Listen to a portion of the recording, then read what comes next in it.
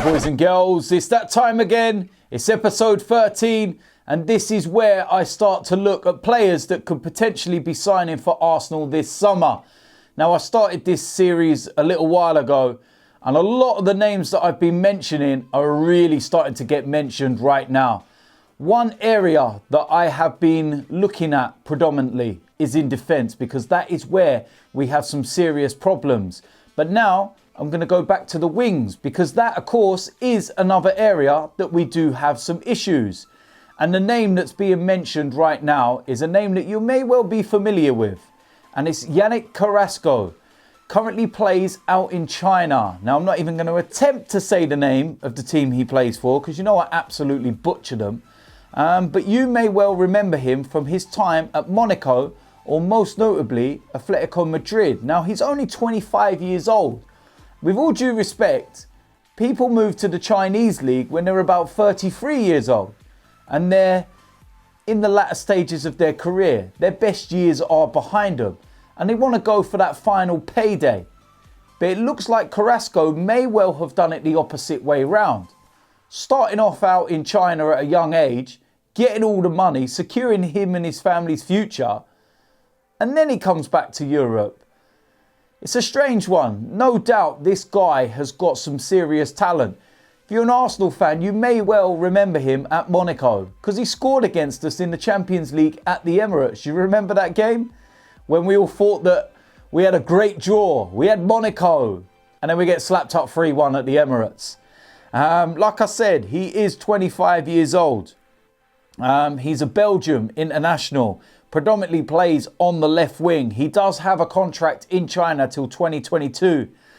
And if you're looking at the price tag, you're talking around about 15 to 20 million pounds. For his experience, that's not a lot of money. If we can get, you know, kind of the player that I saw at times at Monaco and Atletico in there, then we've got ourselves a serious player. But there are question marks, remember that. Looking at his history from when he was playing in his younger days, started off at DM Youth, I believe that's how you pronounce it, Genk, KRC Genk, Monaco under-19s, Monaco B team, and then of course he went into the first team. He then got a move to Atletico Madrid, £24.5 million, before he then moved to the Chinese league for £10.5 million. That's not a lot of money when you think about it. Like I said, he is predominantly a left winger. For the Belgium national team, he has 35 caps. He scored 5 goals. That's decent stats there. Now, normally with these series, I go and compare these players with Arsenal ones, so you can kind of gauge what they can do. But I'm not really going to do that with this one, because I don't think I can kind of gauge what he's done in the Chinese league in comparison to someone that may have played in the Premier League and whatnot. What I am going to do is go through some stats when he was at Monaco, when he was at Atletico, some issues that he may have had, some problems, injury record. That's always key, especially when Arsenal are buying a player. So starting out, I'm going to go with the injury record. And his injury record is actually really, really good. The most he's actually missed is through illness. Randomly, 35 days. That's the longest he's been on the treatment table. A ankle injury that kept him out for 28 days. Another ankle injury, 7 days. Another ankle injury, 17 days. And then a further 2 ankle injuries, which were 7 days apiece. So I suppose you could look at that and say, maybe there's a bit of an ankle, issue. Nothing that's kept him out for too long. Maybe it's the kind of style that he plays. He's a winger. He kind of gets crunched a bit. He's had a bruised foot for 10 days, a shoulder injury for 4 days, and then a knee injury for 28 days. And that was the last one he picked up, and that was while he was at Atletico Madrid. Now, interestingly, I see a story on that, and this is kind of where things may have turned a little bit sour at Madrid. I did have to laugh at this story, and I'll get into why I had to laugh at this one in a moment. But he was playing a game. He didn't believe that he should have been playing. He was substituted, and it was the way he came off the pitch. Now, the game was 0-0 at the time. Diego Simeone made the changes, wanted him to get off, try and win the game, and he kind of just strolled off the pitch. A bit like Mesut Ozil in the final. But it was this next bit. They say that tensions between the club and the player came to a head during the Champions League matchday 3 meeting with Karabag in Baku. Cheers for reminding me of that. Of all the places, it was in Baku. My word, I can't get away from that Europa League final, can I? Looking at some of the stats, like I said, going back to Monaco, he was there for a while. In his last season there, I'll get into this, he played 36 matches in the league. He scored 6 goals, 10 assists. In the equivalent to what's the League Cup, FA Cup over there, 10 games, scored a goal. And ironically, he played in the Emirates Cup that year as well. 2 games at the Emirates, but he didn't score. In the Champions League, I know that he scored a couple of goals in there as well. He got his big move to Atletico Madrid. 3 seasons there. First season, 29 games, 4 goals, 1 assist. Didn't really hit the ground running or catch anything alight. 16-17, very good season. 35 games in La Liga. 10 goals and 4 assists, so a very good return. 17-18, only 17 games, 3 goals, 4 assists. In the Europa League in 17-18, only 1 game. Copa del Rey, during the course of his 3 seasons, you're looking at that, he played 17 games, 3 goals, 2 assists. In the Champions League, for Atletico Madrid.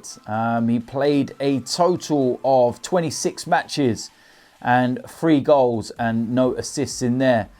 He's got a bit of a fiery temper, picks up a lot of yellow cards by the looks of things. 7 in one season here, 4 in another. When you think he plays as a winger, not maybe as a central midfielder or a centre-back where they predominantly pick up loads of yellow cards, that's quite a lot, to be quite honest with you. So yeah, pretty surprising that one. But yeah, this is a very, very interesting signing. Is he better than what we have at Arsenal at the moment? Yes, he is. He is definitely a lot better.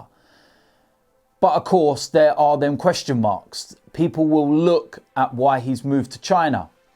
Seems like he had a bit of a problem at Atletico Madrid. Now, you've got to remember, Diego Simeone, bit of a taskmaster.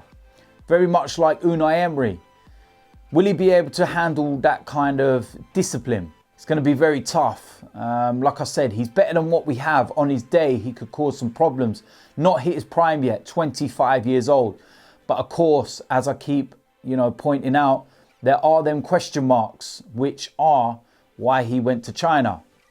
In a recent interview, only a matter of days ago, while he's with the Belgium squad, for these Nation League games and whatnot, he has actually said that he's had a bid from an undisclosed team in Europe, and that he cannot disclose who that team is for obvious reasons, and that he's hoping that his club in China allow this move to go through and he can come back and play within Europe.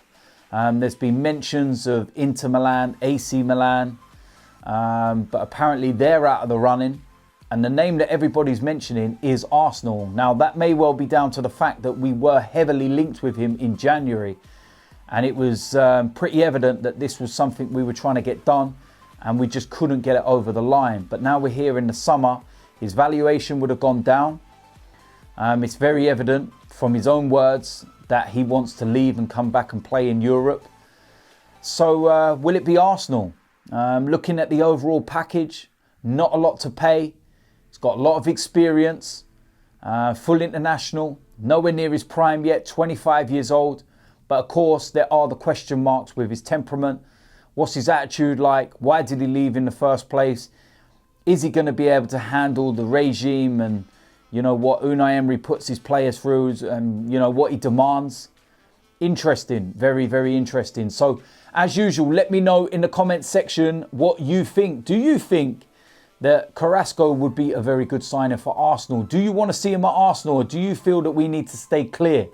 Do you feel that we need to look at someone else? Maybe a Ryan Fraser. I've already done a profile on him. Someone that's Premier League, tried and tested. Do you think it's a gamble, given the price tag will be relatively low? So yeah, if you're new around here, make sure you hit that subscribe button. As I said, smash a like on the video. This is episode 13. Number 14 is going to be coming up in the next day or so. We're going to be looking at players that I want to see Arsenal sell as well. That'd be interesting. My God, how many episodes are going to be there? But yeah, so as I said, let me know in the comment section whether you agree or disagree. Do you want to see Carrasco at Arsenal? Until the next episode, I'll see you a lot soon. I'm out of it.